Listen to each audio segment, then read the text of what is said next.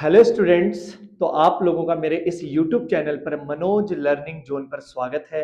और आज मैं आपके लिए क्लास 12 खासकर आज क्लास 12 के लिए मैं एक वीडियो लेकर आया हूं जिसमें मैं आपका एक ऐसा इंपॉर्टेंट प्रूफ कराने वाला हूं जो आपके बोर्ड एग्जाम के लिए बहुत ज्यादा इंपॉर्टेंट है, जो आपके बोर्ड एग्जाम के लिए बहुत ज्यादा इंपॉर्टेंट है।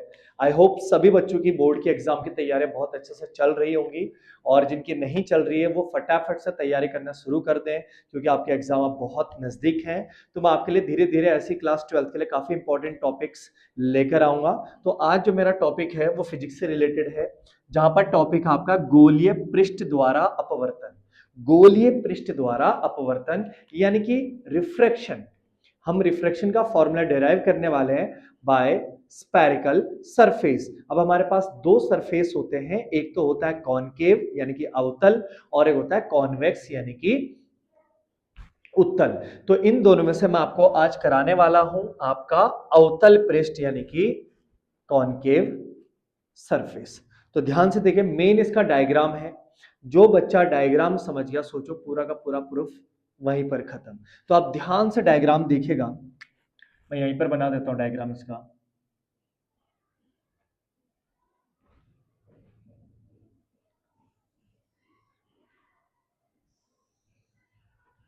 ये मैंने एक सरफेस दिखा दिया, स्फेरिकल सरफेस। ठीक, और ये लाइन मैंने इसलिए खींची ताकि आपको दो मीडियम, रिफ्रैक्शन यानी कि अपवर्तन आप लोगों ने पढ़ा रहेगा कि अपवर्तन के लिए दो मीडियम का होना बहुत जरूरी है। इसलिए एक माध्यम मेरा ये हो गया और एक माध्यम मेरा ये हो गया। मैं इसका एक प्रिंसिपल एक्सिस डाल देता हूं।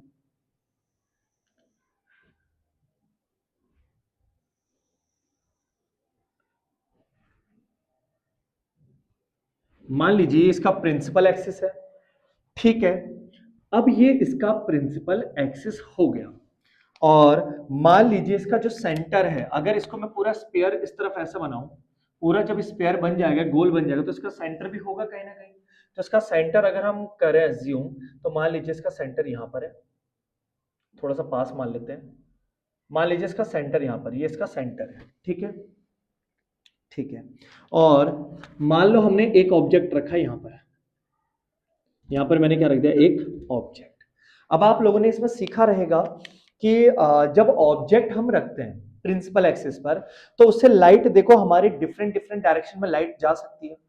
हमारी लाइट स्ट्रेट भी जाएगी, हमारी लाइट तिरछी में भी ऐसे पड़ेंगी, ऐसे ही पड़ेंगी। ठीक, हमारी लाइट हर एक डायरेक्शन में जाएगी। लेकिन हमें कौन कौन सी लाइट लेनी है, ध्यान से देखो। एक तो स्ट्रेट हम लेंगे लेंगे, सभी को पता होगा कि इस ऑब्जेक्ट से अगर लाइट एकदम सीधी सेंटर से होते हुए जाएगी प्रिंसिपल एक्सिस के ऊपर, तो यहीं पर आपका नॉर्मल भी होगा इसी के ऊपर। तो लाइट सीधी सीधी कैसे निकल जाएगी, दूसरे मीडियम में निकल जाएगी। मान लीजिए ये लाइट दूसरे मीडियम में निकल गई, और पहले मैं मान लेता हूं ये आपका माध्यम एक हो गया, या ऐसा कह सकते हो आप लोग, इसको मैं लिख देता हूं यहां पर विरल माध्यम, यानी कि आपका रेरर मीडियम लिख देता हूं मैं यहां पर, रेरर मीडियम। और यहां पर आ गया आपका सघन माध्यम, यानी कि ये हो गया आपका, मान लीजिए डेंसर मीडियम। ठीक है, तो ये आपके दो माध्यम हो गए, ये आपका एयर या रेरर मीडियम कह लो, विरल माध्यम, और ये आपका सघन माध्यम। तो आपको पता है कि जब भाई लाइट आपका विरल से कहां जाता है, सघन में। जब लाइट विरल से कहां जाता है, सघन में, यानी कि रेरर मीडियम से किस में जाता है, डेंसर मीडियम में। तो आप लोगों ने पढ़ा रहेगा कि जो लाइट है दूसरे मीडियम में क्या हो जाती है, अभिलंब की ओर झुक जाती है। किसकी ओर झुक जाती है, अभिलंब की ओर, यानी कि बैंड टुवर्ड्स द नॉर्मल। क्यों, क्योंकि विरल से कहां जा रही है वो, सघन में। या आप लोगों ने पढ़ा होगा रिफ्रैक्शन में, उसके लॉ वगैरह वगैरह में। और नहीं पढ़ा है तो मैं आपको जल्दी बता, आप कमेंट में जरूर बताएं कि आपने पढ़ा है, नहीं पढ़ा है, या सीखा है, नहीं सीखा है, कि कब वो अभिलंब की ओर झुकेगी और वो कभी अभिलंब से दूर जाएगी। कब वो अभिलंब की ओर झुकेगी और कब वो अभिलंब से दूर जाएगी। तो आप मुझे इस चीज को कमेंट बॉक्स में जरूर बताएं। अगर नहीं पढ़ा रहेगा तो मैं आपके लिए नेक्स्ट वीडियो बना दूंगा। ठीक, मान लो यहां पर मैंने क्या रखा, ऑब्जेक्ट। तो एक लाइट तो मेरी सीधी निकल गई, ठीक है, एक लाइट मेरी सीधी निकल गई स्ट्रेट, ओके डन। ये निकल गई। अब जो दूसरी लाइट है, ऐसे में भी जा सकती है लाइट। तो मान लीजिए मैंने एक लाइट रे ऐसे दिखा दी, आप लोग तो कॉपी में स्केल लेके अच्छे से बना लेना इसको। तो मान लो मैंने एक लाइट रे बना दी, ठीक है। अब यहां से दूसरे मीडियम में जा रहा है। तो जब दूसरे मीडियम में जा रहा है तो जहां पर इंसिडेंट हो रही है, जहां पर आपतित हो रही है, वहां पर हम क्या डाल देते हैं, एक अभिलंब। ठीक, तो यहां पर एक काम करता हूं मैं, एक अभिलंब डाल देता हूं। और अभिलंब कहां से डाला जाएगा, सेंटर से। कहां से डाला जाएगा, सेंटर से। थोड़ा सा डायग्राम सही बनाने के चक्कर में आपका सेंटर शिफ्ट कर रहा हूं, ध्यान से देखिए। मैं सेंटर थोड़ा सा यहां पे ला देता हूं, ठीक है। अब एक अभिलंब यानी कि एक नॉर्मल मैं यहां पर डाल देता हूं, कहां से, इंसिडेंट पॉइंट से।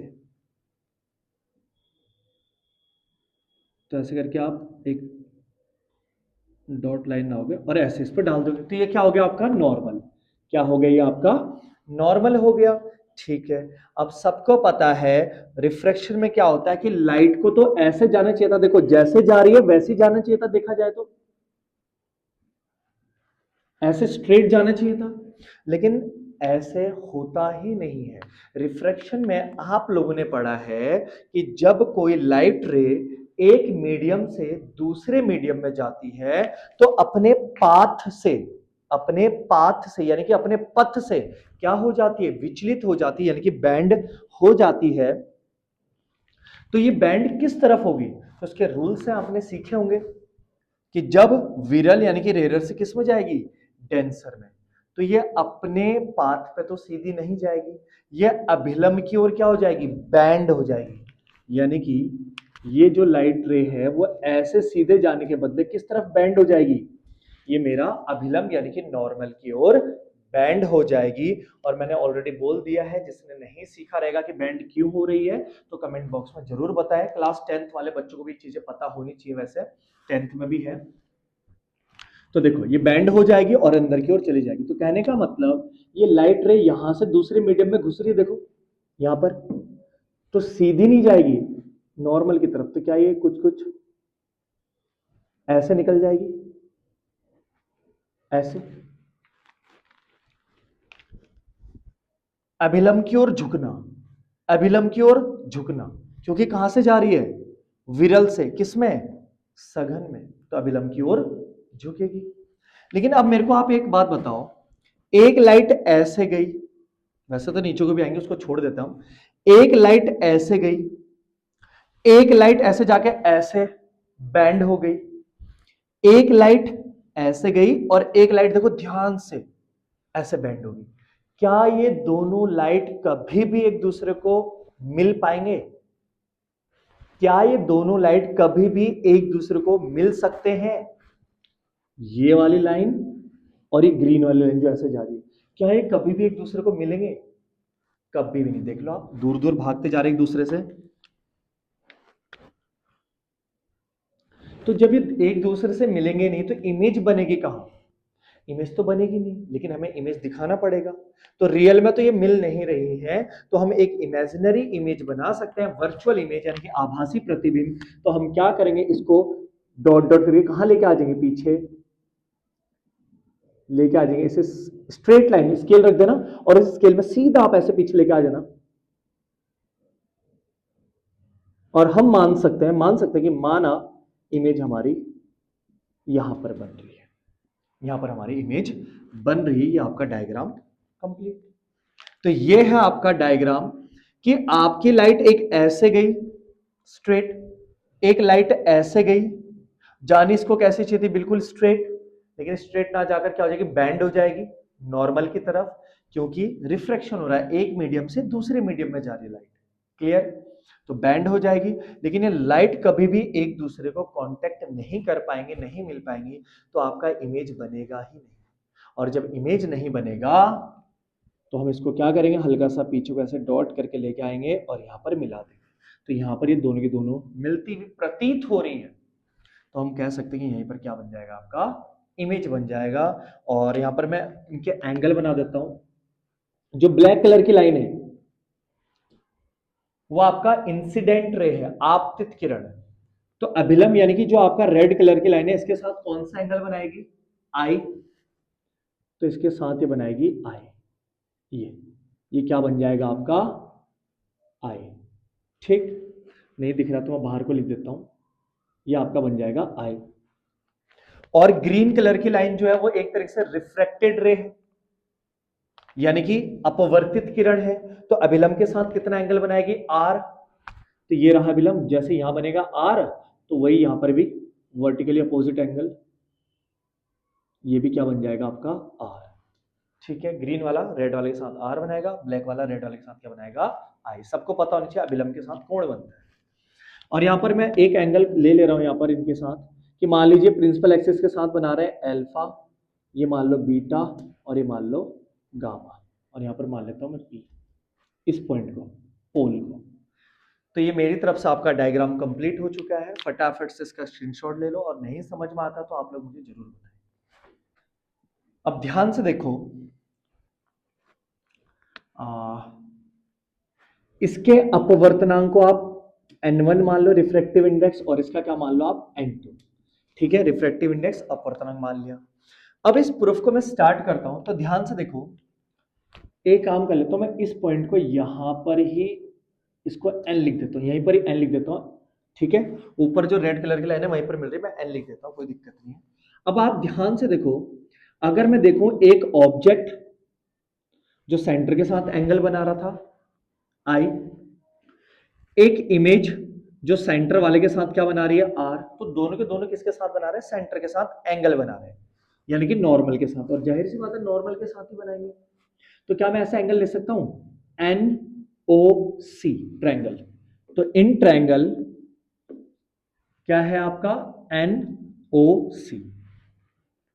तो इन ट्रायंगल एन ओ सी, तो ध्यान से देखो, बीच वाली ग्रीन वाले को आप थोड़ी देर के लिए भूल जाओ कि बीच वाली लाइन है ही नहीं।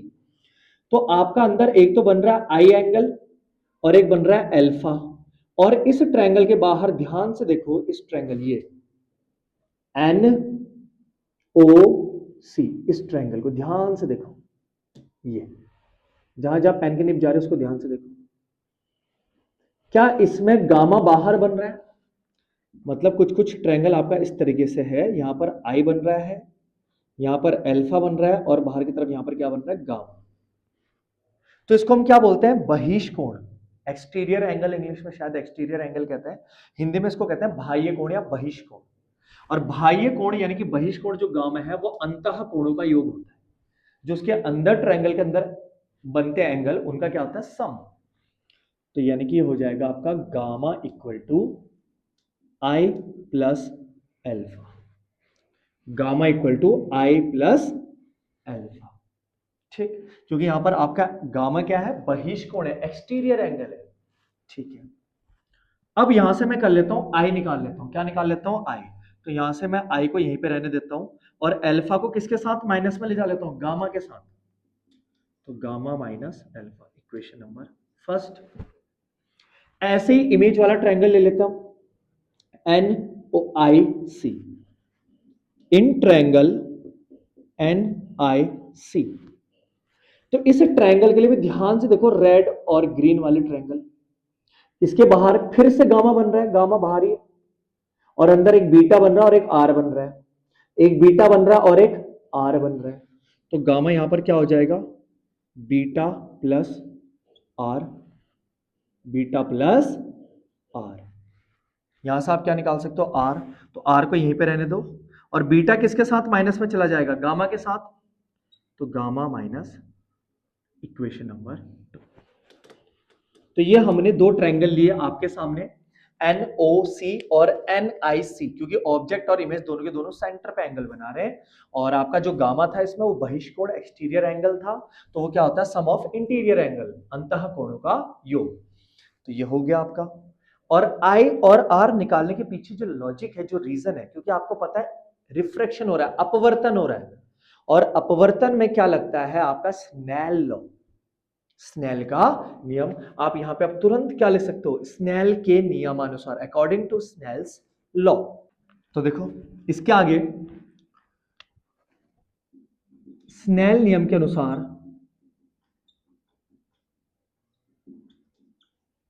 According to Snell's law sine I upon sine R equal to क्या होता है एन। लेकिन हमारी जो लाइट रे है वो कहां से जा रही है, 1 से 2 में, तो मैं इसको लिख सकता हूं 1 एंड 2। ठीक है, आई की जगह आई की वैल्यू पुट कर देता हूं, तो ये आ जाएगा आपका साइन आई की वैल्यू क्या है आपका gamma minus alpha upon sine R की वैल्यू क्या है गामा माइनस बीटा और इक्वल टू 1 एंड 2। यहां पे आप एक लाइन लिख लोगे, फॉर स्मॉल एंगल, छोटे कोण के कारण साइन को हम छोड़ देंगे, नेग्लेक्ट कर देंगे साइन को, तो छोटे कोण की वजह से हम जब साइन को छोड़ेंगे, यहां पे लिख लेना आप एक लाइन, तो यहां पर क्या आ जाएगा gamma minus alpha upon gamma minus beta equal to 1 and 2। वैसे इक्वेशन मानने की जरूरत नहीं थी इनको, चलो छोड़ो। ठीक है, तो gamma minus alpha upon gamma minus beta equal to 1 and 2 normal है, देख लो ध्यान से। मैंने दोनों ट्रायंगल लिए, एक्सटीरियर बाह्य कोण के अकॉर्डिंग हमने दो रूल लगाए, यहाँ पर आई और आर निकाल दिया। जैसे आपका आई और आर निकलता है, आपको पता है रिफ्लेक्शन कर रहे हो आप लोग, यानी कि अपवर्तन कर रहे हो, तो अपवर्तन का फॉर्मूला लगा दिया हमने, साइन छोड़ दिया फॉर स्मॉल एंगल, ये बन गया। अब इसको मान सकते हो आप इक्वेशन नंबर फर्स्ट। क्लियर हो गया? इधर वाला मैं साइड कर देता हूं, फिर कराता हूं इसके आगे। अब इसके आगे क्या होना है देखो, अल्फा बीटा गामा तीन एंगल है, तो अल्फा ये रहा, बीटा ये रहा, गामा ये रहा। अगर मैं यहां पर एक इमेजिनरी परपेंडिकुलर डाल दूं, लंब डाल दूं, देखो ट्रायंगल तो वैसे बन रहा है, पर ये जो थोड़ा थोड़ा आर्क सा होता है, चाप जैसा बनता है, इसलिए हम इसको छोड़ देते हैं, तो हम एन एम मान लेंगे इसको, एम। ठीक है, तो अब ध्यान से देखो, अल्फा वाला पूरा ट्रायंगल ले सकता हूं मैं, बीटा वाला मैं पूरा ट्रायंगल ले सकता हूं, गामा वाला मैं पूरा ट्रायंगल ले सकता हूं। तो एक काम करते हैं, यहां पर मैं ले लेता हूं सबसे पहले टेन अल्फा, टेन अल्फा सबसे पहले टेन अल्फा ले लेता हूं, क्योंकि टेन थीटा बराबर क्या होता है लंब बटे आधार। क्या होता है लंब बटे आधार, यानी कि परपेंडिकुलर अपॉन बेस। तो बेस तो आपको डिस्टेंस सबकी पता होती होती है, और परपेंडिकुलर भी पता हो जाएगी। तो देखो सबका परपेंडिकुलर सेम है ना, तो कट जाएगा। तो अल्फा ले रहा हूं सबसे पहले, तो एन ओ एम में ध्यान से देखो अल्फा, तो अल्फा जो भी एंगल होता है उसके सामने वाला लंब होता है, जो भी एंगल बनता है उसके सामने वाला हमेशा क्या होता है लंब, यानी कि परपेंडिकुलर। तो अल्फा के सामने परपेंडिकुलर क्या है एन एम अपॉन बेस कितना है ओ एम। ठीक है, ऐसे ही हम क्या करेंगे बीटा, टेन बीटा, तो टेन बीटा भी निकाला था, तो बीटा के सामने परपेंडिकुलर क्या है एन एम, लंब क्या है एन एम, और आधार क्या हो जाएगा उसका आई एम, क्या हो जाएगा आई एम। फिर ऐसी टेन गामा, जब हम गामा वाले की बात करेंगे तो गामा के सामने लंब कितना है एन एम, कोई बात नहीं, अपॉन आधार कितना है इसका सी एम, ये हमने निकाल दिया। फिर से वही लाइन सेम, कि अल्फा बीटा गामा बहुत छोटे कोण होने के कारण टेन को छोड़ देंगे, तो यहां से क्या आ जाएगा अल्फा बराबर N M upon O M, beta बराबर N M upon I M, gamma बराबर N M upon C M. Alpha beta gamma मिल जाएगा। उसके बाद हम सीधा सीधा क्या करेंगे यहाँ पर, फ्रॉम इक्वेशन फर्स्ट, अल्फा की जगह अल्फा, बीटा की जगह बीटा और गामा की जगह गामा रख देते हैं। लेकिन अभी क्या है अपॉन अपॉन बहुत है, तो एक काम करता है उसको ध्यान से देखो, फर्स्ट इक्वेशन को एक बारी, इसको मैं थोड़ा सा ऐसा भी लिख देता हूँ, नहीं तो gamma minus alpha upon gamma minus beta equal to, क्या वन एन टू को हम ऐसे लिखते हैं N two upon N one, इसका भी हमने बताया था आपको कैसे लिखते हैं। ठीक है, क्रॉस मल्टीप्लाई कर दो, तो एन वन की multiply gamma minus alpha, N two की मल्टीप्लाई गामा माइनस बीटा। आप इसको माने इक्वेशन नंबर फर्स्ट, ये सही रहेगा। ठीक है, घिचपिच नहीं होगी करने में। अब हमने क्या करना है, फ्रॉम इक्वेशन फर्स्ट n1 अपनी जगह पे n1, गामा की वैल्यू कितनी आएगी यहां से N M upon C M. ठीक है, माइनस अल्फा की वैल्यू कितनी आएगी यहां से N M upon O M equal to N two, gamma की वैल्यू कितनी आएगी यहां से N M upon C M और माइनस बीटा की वैल्यू कितनी आएगी यहां से N M upon I M. ठीक है, ये हमने सब में लिख दिया, अल्फा बीटा गामा सबकी वैल्यू लिख दी है। अब ध्यान से देखो, क्या सब में ऊपर एनएम है, इधर भी एनएम इधर भी एनएम, तो एनएम अगर इधर से मैं कॉमन लूं, एनएम में इधर से भी कॉमन लूं, तो क्या एनएम से एनएम कट हो जाएगा, बिल्कुल कट हो जाएगा। तो आपका यहां से और यहां से एनएम क्या हो चुके हैं कट, क्या बचा खाली N one one upon C M minus one upon O M equal to N two one upon C M minus one upon I M. ये हो जाएगा क्योंकि एनएम से एनएम हर जगह क्या हो चुके हैं कॉमन आके कट चुके हैं। लेकिन एक चीज और, जो m था वो हमने एक इमेजिनरी पॉइंट डाला हुआ था, तो m और p के बीच में इतनी कम डिस्टेंस होती है कि हम उसको नेगलेक्ट कर सकते हैं, तो m को मैं p कर देता हूं, क्योंकि डिस्टेंस हमेशा कहां से ली जाती है p से, पोल से। इसको मैं p कर देता हूं, अभी क्या कर देता हूं इसको मैं p। अब देखो सबके साथ p लग चुका है, अब सबको पता है डिस्टेंस क्या क्या होती है, देखो n1 वन अपॉन सी। और एक बात और, सारी की सारी डिस्टेंस लेफ्ट साइड में, सारी की सारी डिस्टेंस लेफ्ट साइड में, तो मतलब सारे के सारे कैसे ले जाएंगे नेगेटिव। सेंटर तक की डिस्टेंस क्या होती है आर, माइनस में लेंगे। ओ क्या है मेरा ऑब्जेक्ट, ऑब्जेक्ट की डिस्टेंस हम क्या लेते हैं यू, माइनस में लेंगे। सी का मतलब सेंटर, सेंटर तक की डिस्टेंस आर, माइनस में लेंगे। आईपी, आई क्या था इमेज, इमेज की डिस्टेंस वी, माइनस में लेंगे। क्लियर। जैसे हमने इतना लिया, अब ध्यान से देखो, इसको थोड़ा सा सही तरीके से सॉल्व करते हैं। n1 के अंदर मल्टीप्लाई करते हुए चलते हैं, n1 इंटू वन और माइनस को ऊपर भेज देंगे, माइनस का n1 upon R minus minus plus n1 upon U equal to minus का n2 upon R minus minus plus n2 upon v। Minus को भी मैंने साथ में सॉल्व कर दिया है और n1 और n2 की भी अंदर मल्टीप्लाई कर दी है मैंने। अब क्या करेंगे, इसको मैं हटा देता हूं।